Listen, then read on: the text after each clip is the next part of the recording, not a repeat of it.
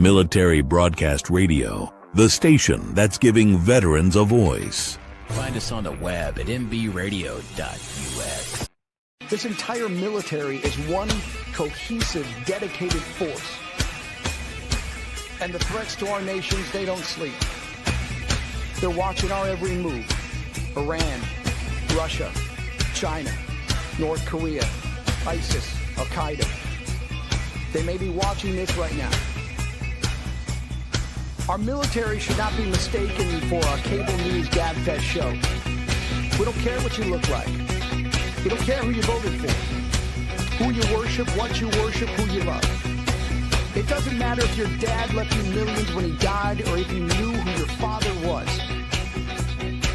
We have been honed into a machine of lethal moving parts that you would be wise to avoid if you know what's good for you. We will not be intimidated.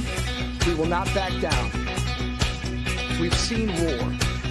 We don't want war. But if you want war with the United States of America, there's one thing I can promise you, so help me God.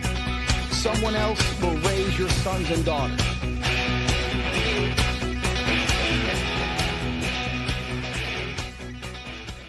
Opinions expressed in this program are those of the speakers and do not necessarily reflect the views or positions of any entities they represent. Find us on the web at mbradio.us. Military Broadcast Radio, the station that's giving veterans a voice. Find us on the web at mbradio.us. Opinions expressed in this program are those of the speakers and do not necessarily reflect the views or positions of any entities they represent. Find us on the web at mbradio.us. Join Terry with Tracer Rounds every Tuesday at 8 p.m. Eastern to hear interviews with veteran artists, veteran business owners, and businesses that support veterans. Catch us on Roku, Amazon Fire TV, and MB Radio. If you miss a show, you can listen again on Wreaths Across America Radio every Wednesday at 3 p.m. Eastern. Tune in to see if you are on target. MBR, giving veterans a... Welcome to the Tracer Rounds podcast, and I'm Terry, your host, and with me tonight is a good friend of mine, Mark Green. Welcome, Mark. Thank you very much, Terry. I'm so excited to have him on the show. I've been trying for a while because he's definitely an interesting guest. He has a very interesting background, lots of different hats you've worn over the years, lots of different things you've done in the military, in and out of uniform, several different uniforms, several different hats, a man of many talents, I would say. Thank you very much for that introduction. Well, so tell us what service you joined first, and were you active duty, were you reserve, were you guard, and how old were you when you joined, and why did you join? Well, the main reason I joined, I was 19 years old and wanted to get off the farm in Oklahoma. I thought I had never really done much other than farm with my parents and my brother and sister, and I wanted to see what life could give me, a challenge. So at 19, what did you join? You joined the Army, and what did you enlist for? Well, I did join the Army and went to basic in 1983 at Fort Dix, New Jersey, Wow. Charlie Company. So old school. I joined the infantry. That's where I thought I wanted to be, and that was my calling. And from 1983 to 86, I was in a reserve unit, and the reserve unit had open slots, and for drill sergeant school to become a drill sergeant, I thought that's kind of where I was going to lead off to. So I got into my second week of drill sergeant school, and I was offered a unique opportunity to go into special operations, and from there, my career just kind of progressed pretty rapidly from there. And I took my commission during that time frame. So you said that was a reserve job, and so did you end up going active duty at any point? I did. I was on active duty, and I went active duty in 1986. The first 3 years, I was trying to become a drill sergeant using the reserves program. Also went to Fort Sill, Fort Polk, Fort Leonard Wood, and Fort Jackson during that time frame, and kind of did right seat, left seat training as a drill sergeant. Did you like that? I thought it was pretty interesting. Of course, when I joined, I was terrified of my drill sergeant. So. Me too. Me too. But there's always a good one and there's always a bad one, or one that you don't want to mess with, you don't want to cross because you know he's going to smoke you. Yes, most definitely. So were you a good drill sergeant or one that smoked people? Both. Both? Yeah, I like both arenas. I could see it very easily. I would be afraid of you too. I'd be like, we don't want to mess with him. No, no, thank you. Always like the TA-50 layout displays because, the drill sergeants there, always prep the guys, we're ready. And then I would come in, just tear it up. The first thing I'd go for is the canteen bag, turn it inside out and shake the sand. And then I just the room. And then you heard the drill sergeant just chaos, Right. There's always one. There is. Yes, there is. Did you ever start like pushing over bunks or doing any of that? Because I know sometimes they did that too. I don't think I would have ever done that, but I know some drill sergeants that did. No, but I did get to watch several beds and, other articles of clothing go out windows, second floor. So, that was always like, holy moly, Right. Did you ever work with a female drill sergeant? I did at Fort Jackson, South Carolina, and she was a very much of a terror. Yes, that's what we were talking about. Female drills always scared me more than a male drill. And the reason that is because the female, she told us this too in her own words. She said, I know how much you can take. They don't. So I'm going to smoke you till I'm tired and I don't get tired. And I'm like, oh no.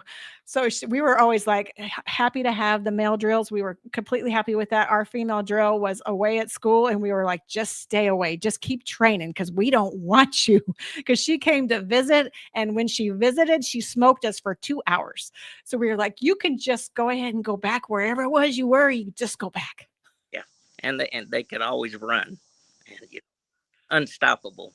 We're going on a light run and 2 miles and 5 miles later you're like, oh, when's it gonna end? So Right. I agree. I had drill sergeants that scared me for sure, but no one as much as this female one did. She like she smoked us. We were so tired by the time she left. We didn't do anything for the rest of the day. I mean, like we were toast. yes, almost too afraid to breathe. Right. Yeah. We didn't know what's next. We knew though not to ever say we wanted to play cards. We knew that. Must be a story behind that one. So. Right. Yeah, there is. Yeah, and you don't want to play cards because if your drill sergeant loses, you have to do push-ups for every card he has in his hand, and he usually has a bunch. That almost sounds like mail call day when we used to get the deal and the drill sergeant bring in and hand out all the deals.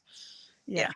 You got to taste everything, and you got to watch them taste everything. So, Nice.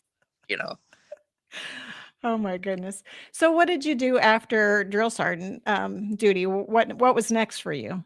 Well, I did the green to go at Fort Benning, Georgia, and from there, after my commissioning, I signed all 6 slots infantry. I thought, man, this is where I'm going to be, and I enjoyed everything about the infantry, the training, the field, the men, the camaraderie. And from there, that just opened up a lot of doors for me to go to different schools. I even got to go to FBI SWAT school. I did a DEA basic narcotics school. Any school that came available, I raised my hand for, including Ranger and everything else. So, Wow. So, um, you said you went to do green to gold, and so how long did you do all those schools? And you were on active duty then? Yes, Yeah. I did my green to gold, got my commission, and then got my first assignment there at Fort Bragg, uh, not Fort Bragg, excuse me, at Fort Benning at Sand Hill. Uh, Okay. that's before it moved from where the jump tires were out into the, where it is presently now. Oh, what year was that? That was 86, 87 to 89, somewhere in that time frame.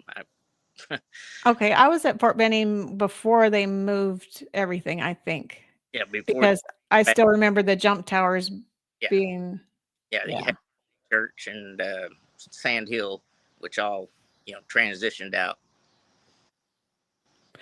So after Fort Benning, where did you go? Let's see. I was trying to think. I did a couple of deals down in Honduras.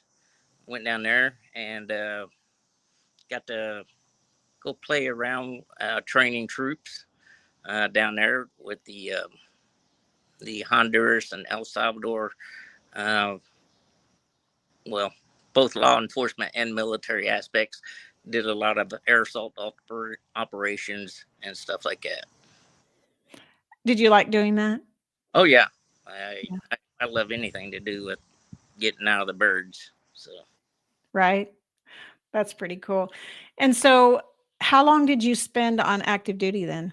a total of 6 years, and then uh, I went back into the reserves. I didn't get out, and I took my first assignment. I think it was the 379th Training Brigade, and from there I moved. I got my staff time in because all lieutenants you had to get the staff time, your S4 or whatever, and Right. yeah, I bounced from there, and then I went to the full. Yeah, I forget. It was at Fort Chaffee where I went after that, and I became the assistant provost marshal for Fort Chaffee when it was still a training center, and then we transitioned Fort Chaffee out to the National Guard, to the private sector. We closed it out. And so then when the special forces left the guard and went to the reserve, that's when I met you. That's correct. That's when we met each other in the 486 Civil Affairs Battalion. That's right. So, um, so how long did you spend then, did you say, in the guard before it transitioned to the reserves, the special operations transition to the reserves? I really don't remember that time frame. It Yeah. blurs together, but as we all know, we stayed very busy Yes. there in the civil affairs arena, either language schools or anything else we signed up. We were always there. Right. Yeah, there was always some mission going somewhere doing something. Like you said, there was always people in and out of and rotating out of this campaign, this operation, there was always some moving parts going on out of that unit. Very true. And like you, I volunteered for just about anything I could because to me that was, you know, exciting. I Right. didn't be stuck at home. I always wanted to go somewhere and do something. Well, it's definitely the place to do it. I mean, you can go just about anywhere and do just about anything, with the reserves, and especially with civil affairs, because the mission set lends itself to that, I think. Yes, I mean, just take for let's see, we went to Bosnia and did a tour there for 9 months as a civil affairs had a 5-man team. We were in Birchcote with the 10th Mountain Division, and that was that was interesting. Spent Mm. 9 months there. Um, thought I was going to try to retire. I put in my retirement paperwork to get out, and they said, "We don't want you to get out. Stay in the reserves. Uh, we want you to take another job." And that's how I got introduced to the Federal Air Marshal program. They actually gave me the job and told me when I got back to the States to give them a call, and I would go up for training. Wow. So how many years were you an air marshal? 12 years. 12 years. Did you enjoy that? I did when in the beginning, before all the politics got involved in it. Yeah. Really changed. Uh, Everybody wanted our budget. They just didn't want us. Oh, we're a part of it. Come on. We're Yeah, a package. originally TSA and all of them, they were supposed to hire uh, around 40,000 people, and they only hired 1% of us. Wow. There was 4,000 of us that made it through everything, but we had to go up to New Jersey and at the training center there, and we had to actually shoot for the job. If you failed their qualification course, you were just sent home. Oh, wow. Our shooting standards were higher than the presidential service because, of course, we only have limited target area. You know. Right. Yeah, that's for sure. Well, I think we're going to take a quick break and then we'll be back. We're going to play the Wreaths Across America ad because we're trying to partner with Wreaths Across America to get wreaths on the tombs of our veterans in Arlington National and in other areas that these wreaths across America go. And so we're going to play this and then we'll be right back with Mark Green. At Military Broadcast Radio, the goal is to offer a platform for mental health advocacy while connecting the military community through various media platforms. Founded by U.S. Army veteran Joel Hunt, MBR gives a voice to veterans, first responders, and their families through streaming radio, podcasts, video, and outreach events. With its leadership run completely by veterans and hosts of the diverse programming from all branches of service, MBR was created as a response to the silent battles veterans face after service. Military Broadcast Radio is also a Wreaths Across America partner, hosting a $5 back sponsorship group page. For every veteran's wreath sponsored through the Military Broadcast Radio page, MBR receives $5 back to help support their platforms and outreach. Veteran and first responder stories need to be told and shared. And with your support, MBR can continue to bring together veteran nonprofits, mental health organizations, and government agencies to bridge the gap between veterans and vital resources. To find out more and donate, visit wreathsacrossamerica.org/MBR. The station where our veterans' voices are heard, MBR Talk. Find us on the web at mbradio. And we're back. Welcome back to the show. And this is Mark Green, my friend. And he is a man of many talents. Like I said, he's got a breadth of knowledge and a depth of knowledge, I would say, across a lot of disciplines, one of which is the Air Marshal program. And we were just talking about that. So I guess what was the hardest part of that job, would you say? It's hard on the body, and it's also hard on family life. The divorce rate is probably 80% because you're old. So your wife or significant other is pretty much raising the family by themselves. And also the suicide rate's pretty high for that job. Wow. Why do you think that is? I would say it's just the sheer stress of the job. I mean, you're there for one thing only, and that's, fight or die. Right. So won't never be another 9/11 as long as our guys are still up in the air, and there's not very many of them left now. Really? Yeah, they pretty much dwindled the system down now. I still have active friends that are still flying, so I won't get into much detail. Right. Most of them are already in their 20 plus years and retiring. So, yeah. And they're only hiring a few college kids here and there. Wow. I'd be a little concerned about hiring college kids for that job. Well, they want people that don't question, like we do, old school, because in the beginning, to qualify for the Federal Air Marshal, you had to have law enforcement or be in special operations or some kind of background that, could prove your worth there. And like their qualification scores and shooting was always, very, very high. And so, I can remember, when we went to New Mexico to train, we had Delta, SEAL Team 6, and other units there that helped train us up for the missions. So we got a lot of good training. I mean, we were shooting anywhere from 5,000 plus rounds a day. So just Wow. drill, drill, drill, drill. So, yeah. That wears you out, shooting a lot. It I does. mean, it really does. I mean, you wouldn't think it's that hard on you or that it would be that taxing, but it really is. When you shoot continuous magazines, that, it gets to you a little bit. At least it used to me. I mean, I just fire off probably, 50 rounds, maybe even 75 rounds, and it starts to wear on you, especially if there's heat involved in it too. Yep. I mean, you shoot to, have the body memorized, so you don't have to think. Everything's just pretty much automatic. And it's just like schools you went to. You do it without thinking. It's just part of your extremity. Yeah, And, just your automatic response. yep, and that's what you need.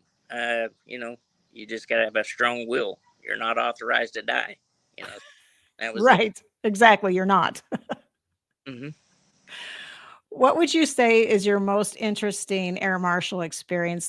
Something you could talk about. Obviously, I don't want you to talk about anything that's classified in any sense, but I mean, just generally speaking, what would be your most interesting experience as a marshal?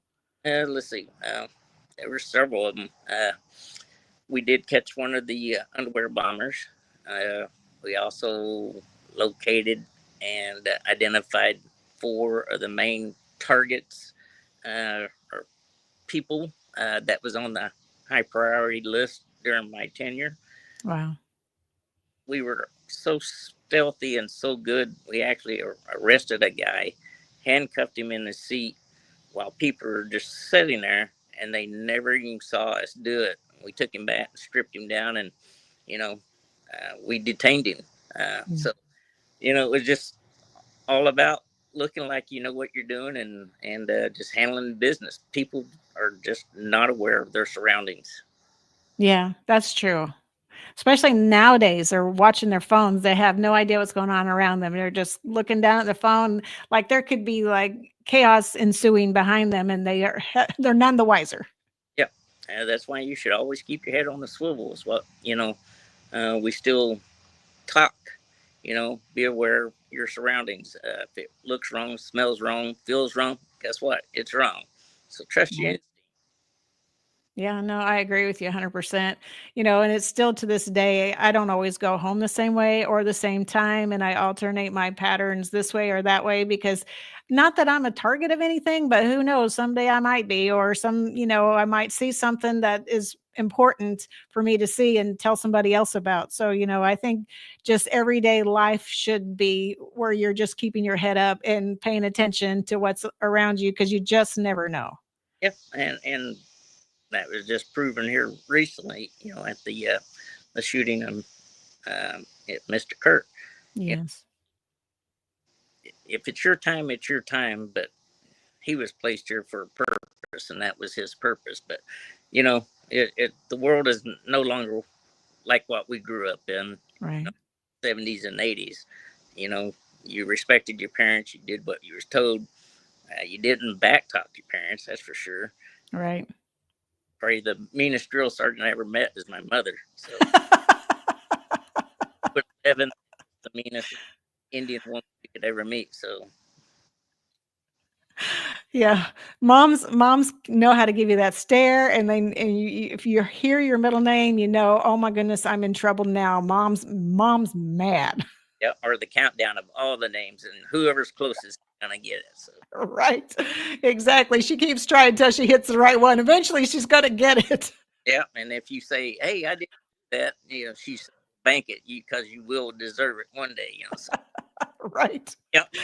Just getting ahead of it. Just gonna get right ahead of it, just in case, because for sure it's gonna happen. Put it in the bank. Yep. That's funny. So, you were part. I don't know if you want to talk about this or not, and if you don't, it's cool. But you were part of the whole Jessica Lynch recovery, weren't you? Yeah, I actually, uh, after I got back from Bosnia, I was supposed to be home for at least a year, and I had been moved up to Cleveland to help with the Federal Air Marshal program up there to get it started, get the office up to a certain amount of people, and then they let me transfer to Dallas. I was in the Dallas office for a couple months, and they says, I got a phone call, and they said, get the guys, I got a mission for you, and so uh, from that word, I flew out the next day, met my team. We were actually in using the old Air Force base in Russia to train the Free Iraqi forces. Oh Uh, wow. there was 44 of us that was chosen to go up and teach and to train these guys, the Free Iraqi forces, while we were in Russia. And out of the 44, there was 11 of us that was chosen to take them into Kuwait and to place them with other units. Hmm. So I was one of the 11 that made that cut out of the 44. And so it was a first time operation kind of deal that was ever started. But yeah, one of the individuals I had, he had been in every torture hospital slash room throughout the Baghdad area and Iraq. So when we got the information where Jessica was and stuff like that, uh, we were brought in. We had a meeting. We went through all the details, and my guy was able to draw a map from memory of the locations of where we needed to go and how to do it. But Wow. several moving parts during that time frame. So they were captured though because they got lost Uh, because they were not with their convoy. They kind of left later and then got lost and weren't on the right path to get to where they were supposed to be. Right. the real story that they were just following the road signs. Yeah, they had left late, but the Iraqis soldiers had moved road signs and turned road signs, Oh. so they were just driving and following the road signs. They weren't following their maps and GPS and stuff like that. And when the call came out that the convoy got hit, uh, I was with the first meth Marine unit, me and my guys and the Iraqis I had, and during the firefight to get up to where that unit, the supply unit, had been hit, there was several Marines that were hit. There was, I think, 6 killed in action getting to this destination. Wow. And let's see, from there, once we recovered the site and we knew that they had taken her, they had also taken other hostages and had moved them to various locations in and around Baghdad.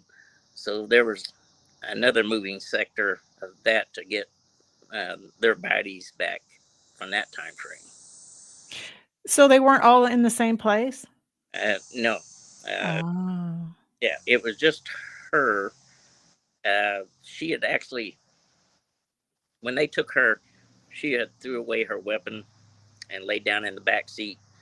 There was one or two guys that had ran out of ammo, and they went to bayonet hand to hand, trying to Yeah. get away from her. And of course, her best friend, the driver, she was already at KIA. So there was a lot of things that were brushed over, not talked about. But when she got shot in the leg, they were thinking about amputating the leg, and they were going to put her on national TV showing, you can't protect your women. This is what happened. But actually, Mhm. she was recovered before that time frame. So the driver, she was actually KIA before she even went to the hospital because from what I read, it said that she was alive and then she died there at the hospital. No, she was hit in the head, if I remember correct. So she was okay. Oh. And at the same time, when we knew that the other soldiers that had been taken, they had actually killed them and took their bodies out in the desert, and we recovered their remains prior to that too. Oh, wow. Yeah, the story online isn't anywhere near what what the reality was, it sounds like. Yeah, and like I said, there's two sides to every story. Right. There was a big contingent though that came, I guess, just for her because she was the only remaining survivor of that ambush, right? Yeah, there was. I think she had roughly 200 guards in and around the hospital where she was at. Wow. They were using the hospital as a headquarters. So not only did we have to deal with all of the explosives and 200 personnel in and around that area, there were several units that had engaged other forces to draw their attention away from the hospital so the main elements could come in and do what they needed to do to recover her. Oh, wow. There were several hundred people involved in the operation. And then the next day, after everything was cleared out, we actually had medical supplies that were brought in, and we reopened the hospital. And I actually got to talk to some of the doctors that were treating her and stuff like that. And so, Oh, wow. yeah, I actually got the flag from the hospital that hangs down in my shed. Oh, really? That's cool. I think we're going to take another quick break, and we're going to play Scotty Frazier, Worth Fighting For, and then we'll be right back with Mark Green.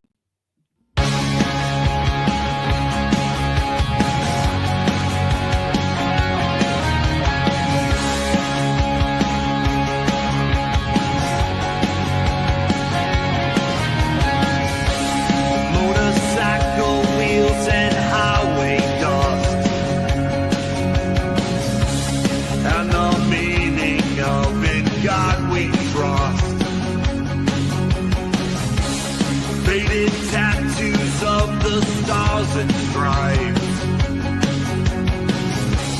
and the courage to stand and fight.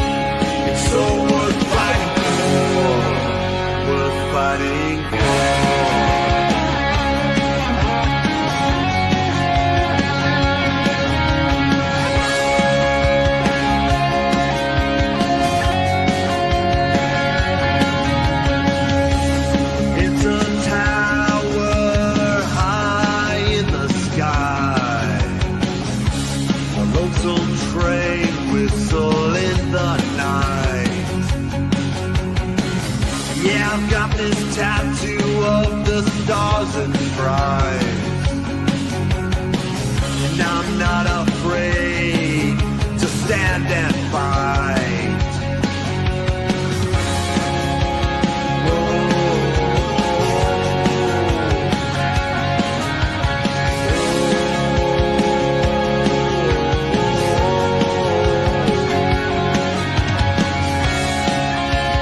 Some things are worth fighting for. Worth fighting for.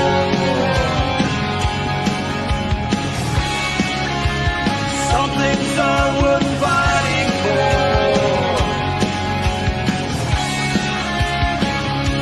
It's so worth fighting for. Worth fighting for.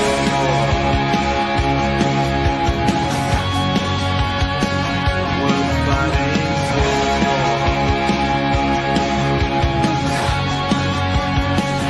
Worth fighting. The station where our veterans' voices are heard.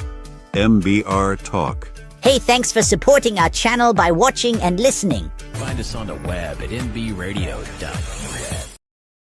And we're back on MBR, where we're giving veterans a voice. And tonight's voice is to Major Mark Green, retired.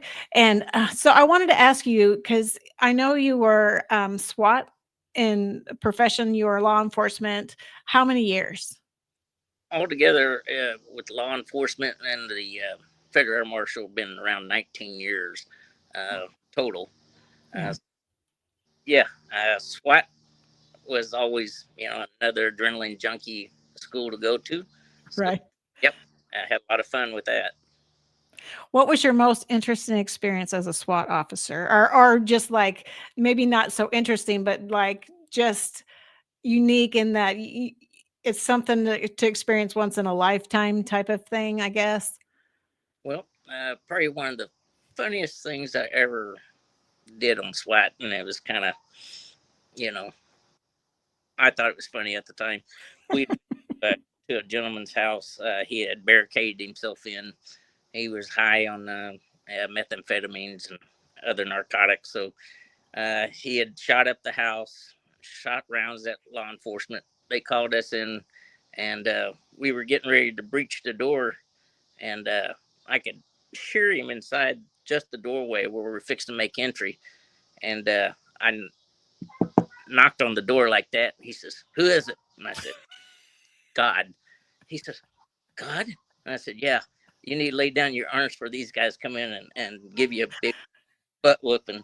So, but I had convinced him that I was I'd talking to him in the air, So yeah.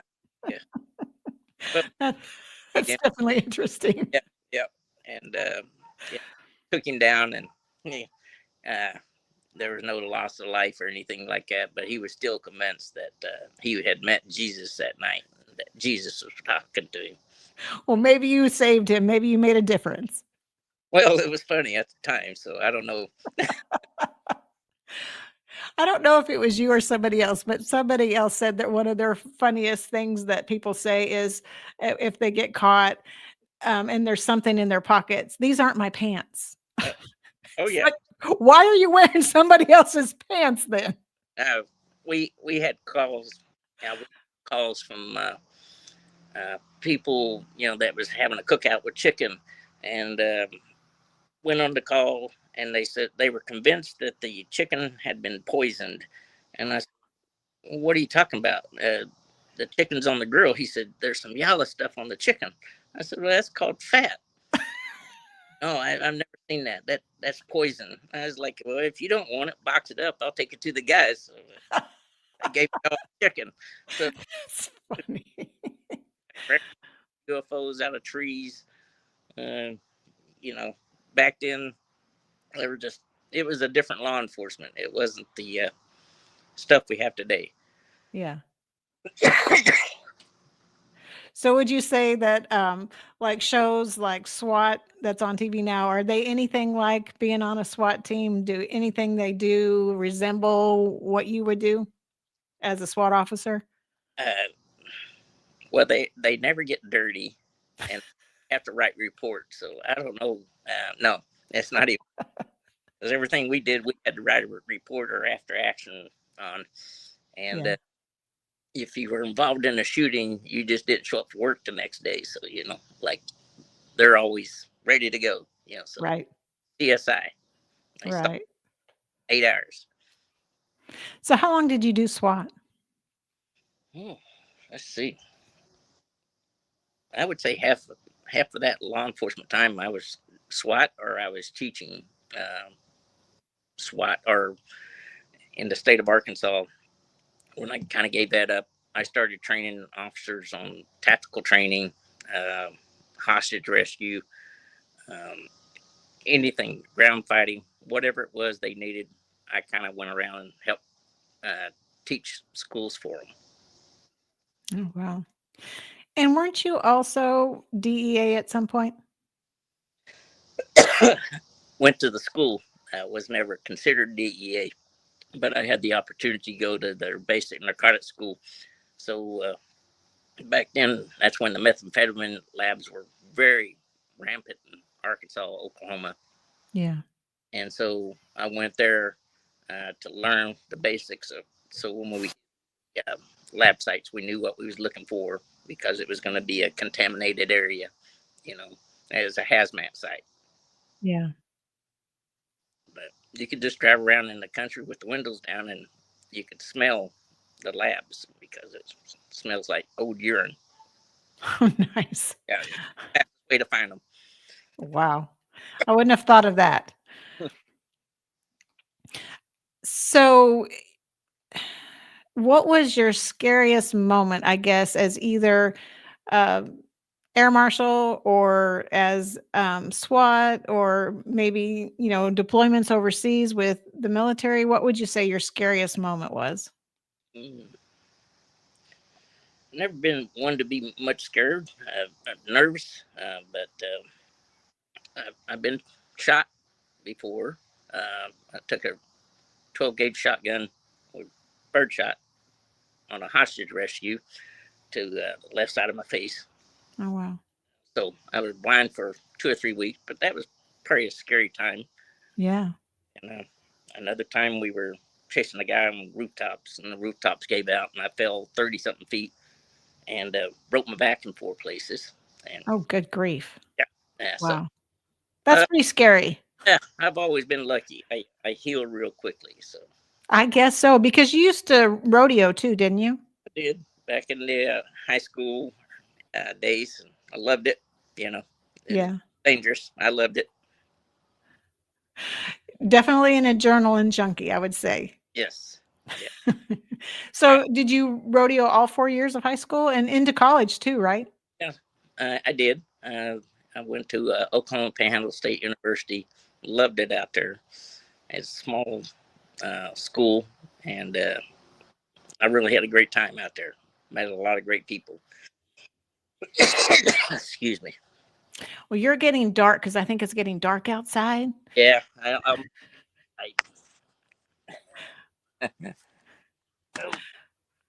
excuse me.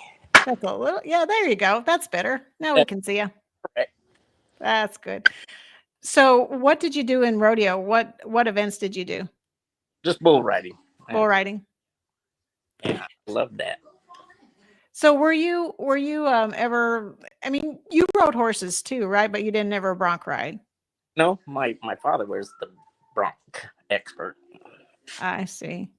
But you used to train horses too, didn't you? Or at least like break them somewhat?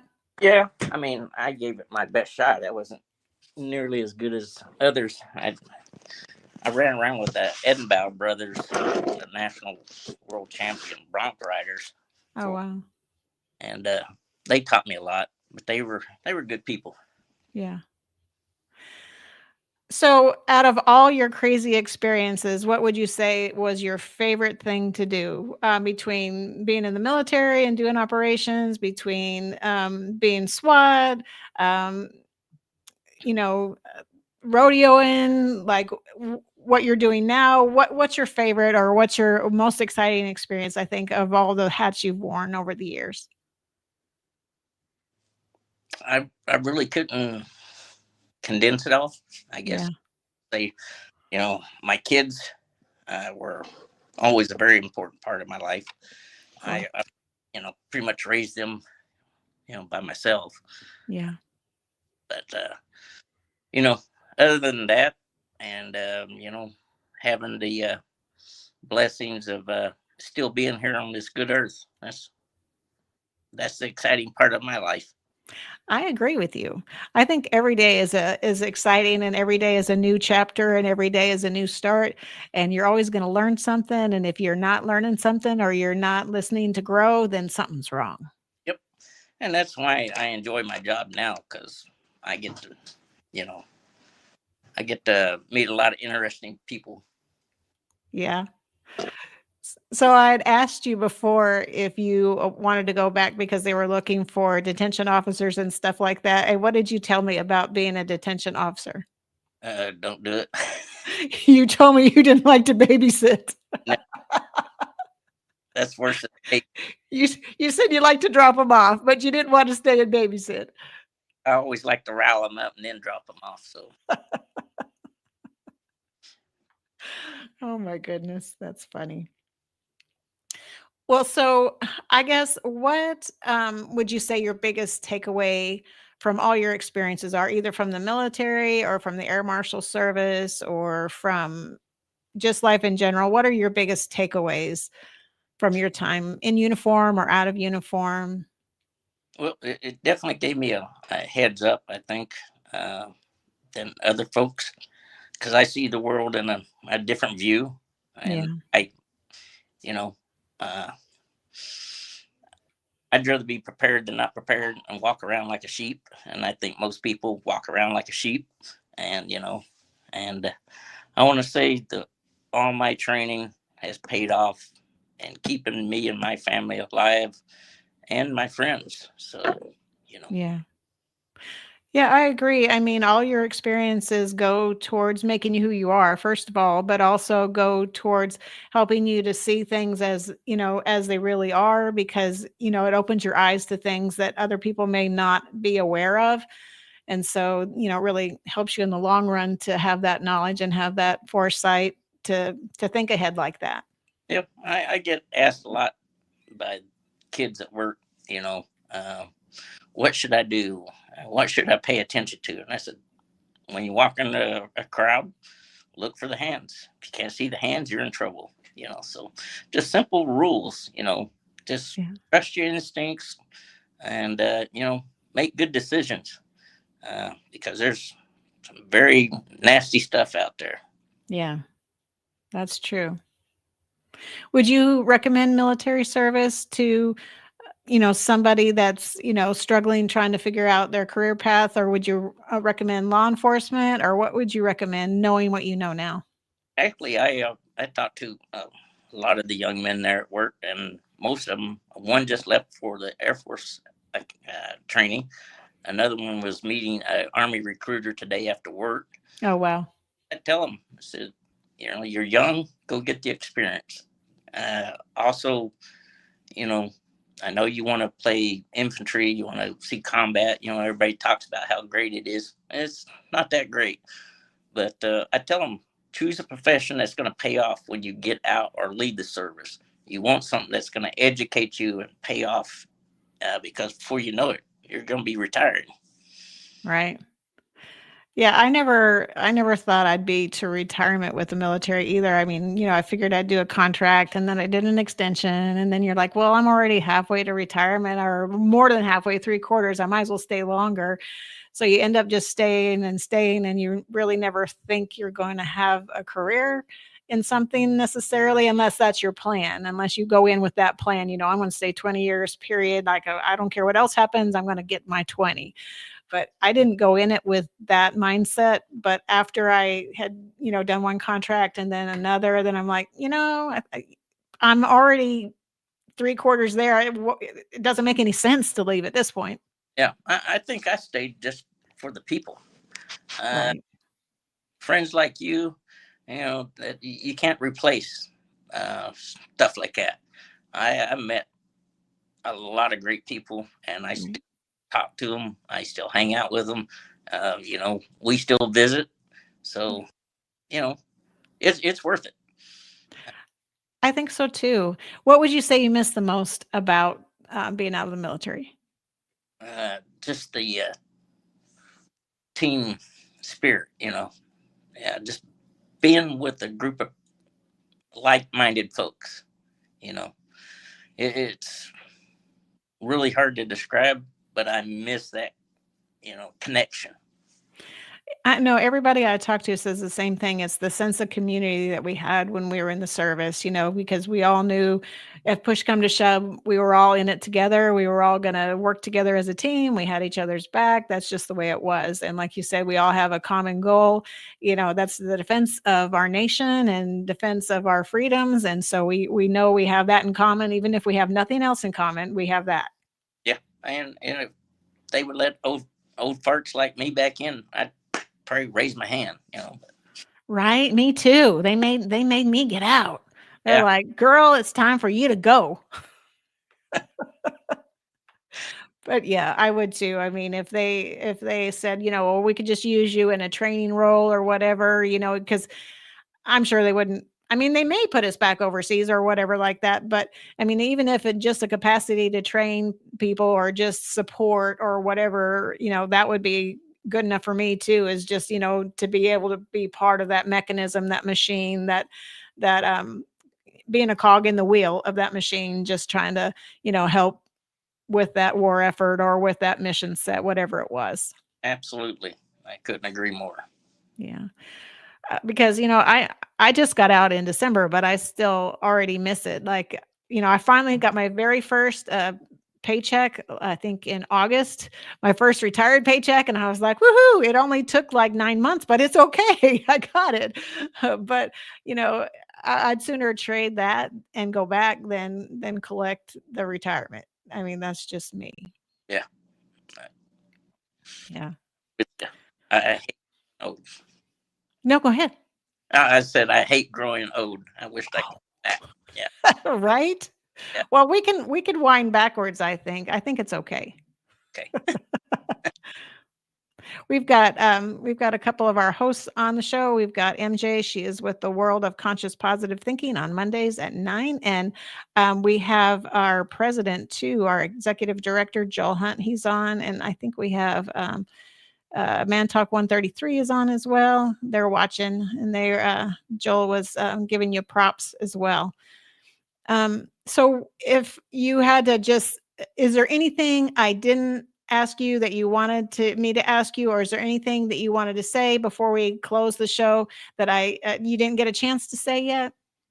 I would just say that if anybody out there needs anything, contact Terry, or you can find me on Facebook under Major Green, and I'll answer. I'll talk to you. I'll meet up with you. I'll help you out all I can. I'm there for you. He is indeed. He's always been there for me. He's been a great support over the years, and I appreciate our friendship. Absolutely.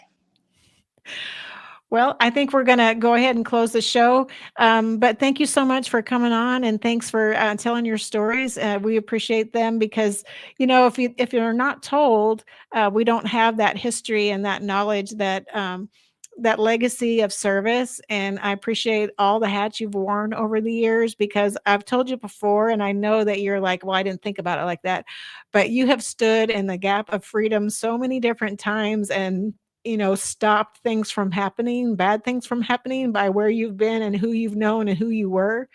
And I want to thank you for that service, because you were the one, you were the one. And you may not see it that way, but the rest of us do. I was happy to be there. Well, we were happy you were there too. Let me just say. Well, this is Teresa Round signing off, and thank you so much, Mark, for coming on the show. We really appreciate you. Thank you, Terry, for inviting me. Absolutely. All right. Bye-bye. Good night. Ladies and gentlemen, thank you for tuning in to Military Broadcast Radio. As we wrap up today's show, we want to remind you that the podcast of today's episode will be available right after we go off the air. So if you missed any part of the show or want to listen again, be sure to check it out. And remember, we're here to support and honor our veterans. Your stories and experiences matter, and we are committed to giving you a platform to share them. That's right. We're here to give our veterans a voice. So don't forget to catch the podcast and stay connected with us. Giving our veterans a voice.